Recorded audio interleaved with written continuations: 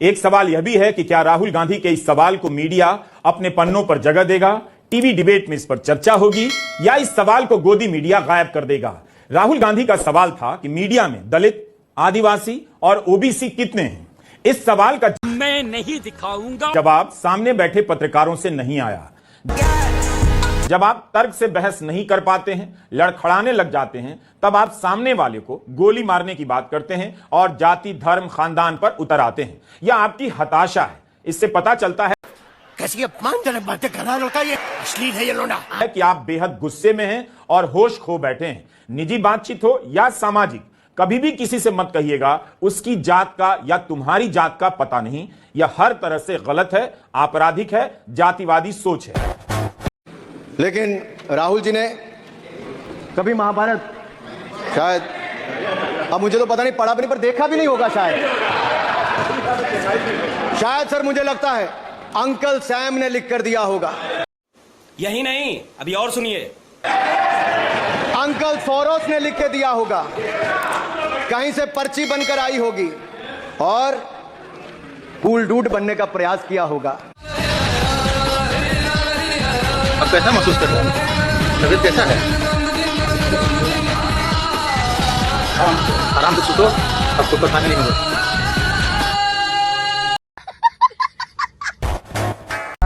पेल दी। अनुराग ठाकुर नाम है हमारा, कह दीजिएगा राजमाता को। लौंडे को लोकसभा में पटक कर पेल दी। राहुल गांधी को बहुत व्याकुलता मची रहती थी कि जातिगत जनगणना करा ली। अनुराग ठाकुर ने एक सामान्य सा अवलोकन रखा कि जिसे अपनी जाति का पता नहीं, वो दूसरों की जाति की गणना करवाना चाहते हैं। इस पर पूरा विपक्ष उबल पड़ा है, खबरदार, बाप है हमारे। अरे बाप तो होंगे आपके, इससे किसने इनकार किया? हम तो पूछ रहे हैं कि सड़कों पर प्रधानमंत्री की जाति पूछने वाले और जातिगत जनगणना के माध्यम से मोचियों को सड़कों से मॉल में पहुंचाने की बात करने वाले राहुल गांधी, जिनकी वंशावली इंटरनेट पर कुछ यूं है कि परदादा स्वयं को दुर्घटनावश हिंदू कहा करते थे। उनकी पुत्र यानी राहुल गांधी की दादी, उसका विवाह जो है पारसी फिरोज गैंडी से हुआ, जिनके पुत्र यानी राहुल गांधी के पिता राजीव यानी कमल गांधी का विवाह कैथोलिक ईसाई सोनिया गांधी से हुआ और उनके सुपुत्र राहुल जी दत्तात्रेय कौल ब्राह्मण निकल गए। यही तकनीक अनुराग ठाकुर जी ने एक लाइन में पूछ दी तो everyone loses their minds. Rahul Gandhi जब ओम बिरला का संसद के नियमों को ताक पर रखकर उपहास करते हैं मानो संसद उनकी पैतृक संपत्ति हो, तब तो विपक्ष कहता है कि मोदी को औकात दिखा दे। आज पूरे राष्ट्र के हर नागरिक की जाति सार्वजनिक करने की मांग रखने वाले से जाति पूछ दी गई तो बवाल क्यों? राहुल गांधी न केवल यह बताएं कि उनकी जाति क्या है, बल्कि यह भी बताएं कि जो जाति वो बता रहे हैं वो वही जाति कैसे है। जाति के नाम की केरोसिन छिड़कने का अरमान लिए घूमने वाले राहुल गांधी के सफेद टी शर्ट की बाहों में फंसी मछलियों के छिद्र में जो तीर अनुराग ठाकुर ने मारा है वह राहुल को कम पीड़ा दे रहा है। और राहुल को अपना बाप माने घूमने वालों को, जिसे उसके सिक्स पैक एब्स और बाइसेप्स देखकर चरम सुख मिलता था, उन्हें अधिक कष्ट पहुंचा।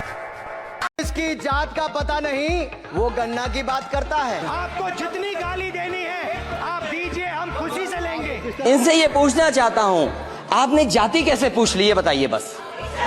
आप जाति कैसे पूछ सकते हैं? तुम तो तुम्हें पता नहीं है कौन है? पिछड़े हो कि क्या? नाम क्या तुम्हारा? तुम पिछड़े हो कि क्या? नाम क्या तुम्हारा? नहीं, नाम बताओ इनका क्या है, नाम बताओ। हाँ मिश्रा जी, अरे मिश्रा जी, नाम क्या है इनका? पूरा बताइए ना। पुष्पेंद्र सिंह। तो ये तो सूत्र नहीं है ना? सूत्र नहीं है ना। इस कमरे में दलित कितने हैं? इस कमरे में ओबीसी कितने हैं? हाथ उठा के दिखा दीजिए, देखिए मजा। नहीं, वो आप कैमरा मैन है भैया, आपकी बात नहीं कर रहा हूं मैं, इनकी बात कर रहा हूं। हे महादेव, देख रहा है ना तेरी धरती पर क्या हो रहा है।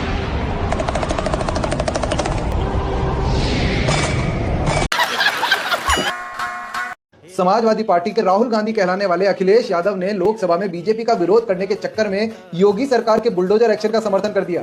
ये केवल एक विषय नहीं है, इलीगल बिल्डिंग। हम तो यूपी से देख रहे हैं, जहाँ इलीगल बिल्डिंग बनती है वहाँ बुलडोजर चलता है। क्या कहिए, सरकार बुलडोजर चलाएगी कि नहीं चलाएगी? इसे कहते हैं दिल की बात जुबान पे आना। अखिलेश जी भी जानते हैं कि योगी जी का बुलडोजर सही चल रहा है, सही जगह चल रहा है और सही लोगों के खिलाफ चल रहा है। अखिलेश यादव के इस बयान पर आपका क्या कहना है, कमेंट करके जरूर बताइएगा। वीडियो को शेयर जरूर करें ताकि जो लोग योगी जी के बुलडोजर का विरोध कर रहे हैं वो देखें कि तुम्हारे पापा बुलडोजर का समर्थन कर रहे हैं। जय जय श्री राम। कभी गए उस मिलिट्री स्कूल में? मैं खुद मिलिट्री स्कूल का पढ़ा। कभी गए उस मिलिट्री स्कूल में? मैं खुद मिलिट्री स्कूल का पढ़ा हूँ। मैं तेरा दोगलापना उतारता हूँ। ये तो केवल मिलिट्री स्कूल गए हैं, मैं आज भी टेरिटोरियल आर्मी के 124 रेजिमेंट में कैप्टन के रैंक पे अपनी सेवाएं दे रहा हूँ। अखिलेश जी केवल ज्ञान मत बांटिए। सिर्फ बिहार ही नहीं, अब सभी राज्यों में जातीय जनगणना की मांग उठने लगेगी। और विपक्ष का गठबंधन ये क्यों कर रहा है मैं आपको बताता हूं। क्योंकि विपक्ष तू समझा? हाँ। नहीं, तू समझा नहीं। जानता है कि जिस तरह की सांप्रदायिक राजनीति, लोगों को बांटने की राजनीति, जिस तरह से भड़काऊ राजनीति भारतीय जनता पार्टी कर रही है, उसका राजनीतिक तौर पर कैसी लगी? आगे स्वाद। आपको लगता है प्रधानमंत्री नरेंद्र मोदी का दिल बहुत बड़ा है? इस मामले में बहुत बड़ा है, क्यों नहीं? किस मामले? कौन कहता है? जो इन्हें ये अवार्ड दिए हैं तो माहौल नहीं है।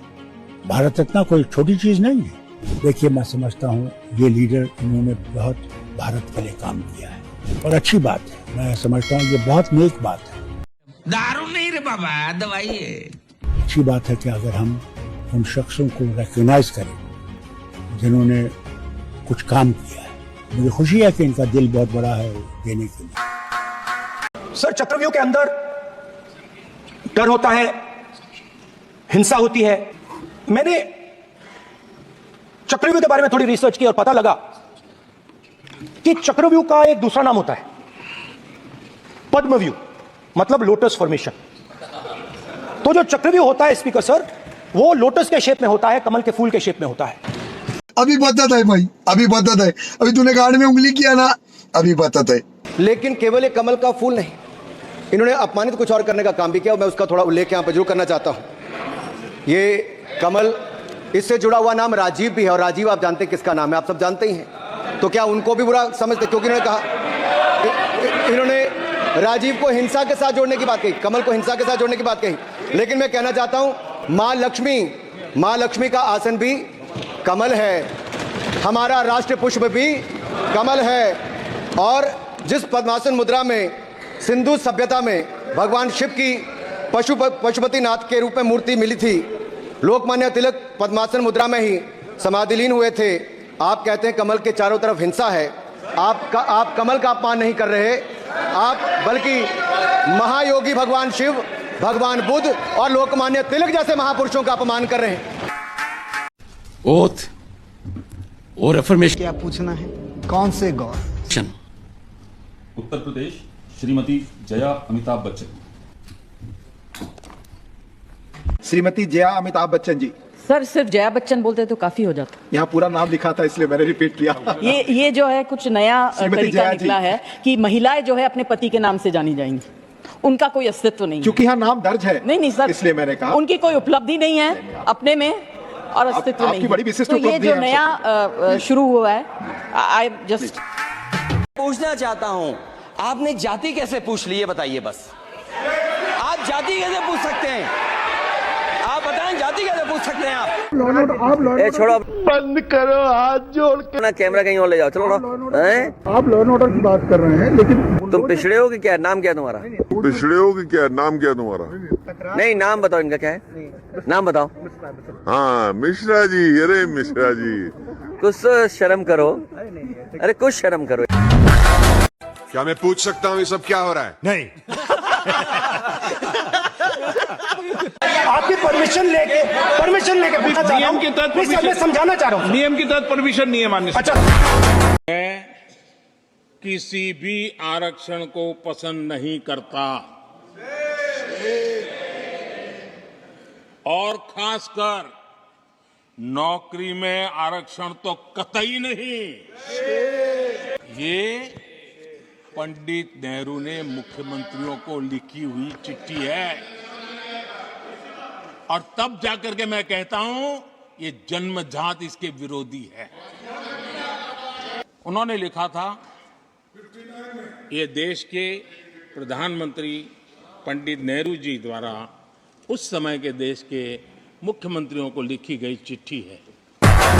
5 स्टार होटल के बाद 7 स्टार होटल को भी वक्फ बोर्ड का नोटिस। ये जो एक के बाद एक होटल्स पर वक्फ बोर्ड अपनी प्रॉपर्टी होने का दावा किए जा रहा है, इससे अब आए ना लाइन पे। तो ये बात बिल्कुल साफ है कि जो मोदी जी बार बार कह रहे हैं कि यदि कांग्रेस सत्ता में आएगी तब आपका मंगलसूत्र, सोना, घर, मकान, दुकान, होटल सब खाली करना पड़ेगा और कांग्रेसी सब कुछ मुसलमानों को दे देगी। ये बात कोई मजाक नहीं बल्कि सच्चाई है। अभी भी टाइम से सुधर जाओ मेरी जान, क्योंकि आजकल बाजार में प्यार नहीं जिस्म बिकता है। 19-20 का फर्क है, 19-20 का फर्क है। नियॉन भिंडी, क्योंकि तेरे जैसे लड़कियों ने बाजार खोल रखा है छपरन। हमारे देश में दो नेता हैं जो ये चाहते हैं कि किसी भी हाल में उनके स्टेट में राष्ट्रपति शासन लग जाए। एक तो हमारे केजरीवाल हैं दिल्ली वाले, और एक है बंगाल की ममता दीदी। ये लोग इसलिए चाहते हैं ऐसा क्योंकि पिछले 5-10 साल में ये लोग काम तो वहां पर कुछ किए नहीं है। अब वहां की जनता को ये क्या मुंह दिखाएं? तो कम से कम ऐसा कुछ कर दो जिससे सरकार मजबूर होकर राष्ट्रपति शासन लगा दे, और बाद में जनता से ये कहते कि भाई सरकार ने तो राष्ट्रपति शासन लगा दिया, हम क्या करें। अब इन लोगों ने कुछ किया क्यों नहीं? क्योंकि इनकी जो मंशा रही है लंबे समय से वो ये रही है कि जो विदेशी लोग आकर के यहाँ बस रहे हैं, जैसे बांग्लादेशी लोग ज्यादातर बंगाल में बसे हुए हैं और दिल्ली में बसे हुए हैं, तो एक तो ये लोग इनको खुश करने में लगे रहे। उधर केजरीवाल की बात करो तो जो पंजाब से ड्रग्स वगैरह आता है या खालिस्तान का जितना मूवमेंट है, फंडिंग आती है, उस सबको मैनेज करने में लगा रहा। तो या तो आप वोट बैंक की पॉलिटिक्स करते रहो या विकास काम ही कर लो। जब विकास के काम नहीं करोगे और जब जवाब देने की बारी आएगी तो कैसे भी करके दूसरे पे डाल दो। यही कारण है कि बंगाल में आए दिन सीबीआई के अफसर को पीट दिया जाता है, कभी एनआईए के अफसर को पीट दिया जाता है, कभी ईडी के अफसर को पीट दिया जाता है। ये जानबूझ करके मारपिटाई करी जा रही है ताकि केंद्र सरकार मजबूर हो जाए राष्ट्रपति शासन लगाने को। लेकिन केंद्र सरकार में भी एक नेता ऐसा बैठा हुआ है जिसका दिमाग इनसे तेज चलता है, वो कुछ भी कर लेगा, राष्ट्रपति शासन नहीं लगाएगा।